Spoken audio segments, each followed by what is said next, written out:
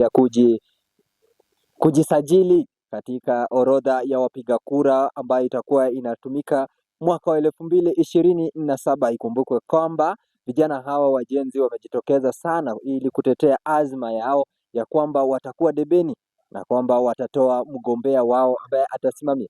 Nina mmoja wa Gen Z ambao nimekutana nao sehemu hii kama unavyoona, na ningependa tu kumuuliza kiongozi wao au kinara wao maswali machache yatuelezee jinsi hali ilivyo na jinsi wanavyojipanga. Pengine bwana, uanze kwa kujitambulisha.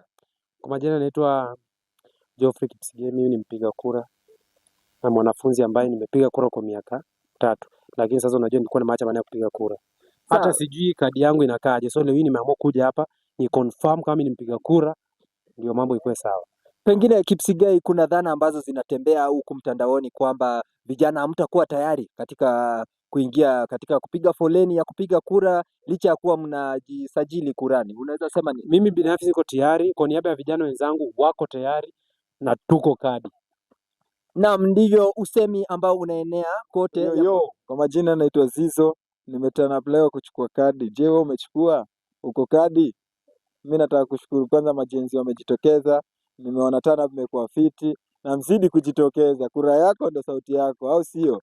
Chukueni kadi na mtana kwa wingi. Sasa kila mahali kuna watu wana register, unaweza register ya karibu na kwenyu. Kwa wamekuja kwa mashinani mnachukua. So, nataka kuwauliza tena. Kuna kadi? Chukua kadi yako jamaa. Kura yako, sauti yako.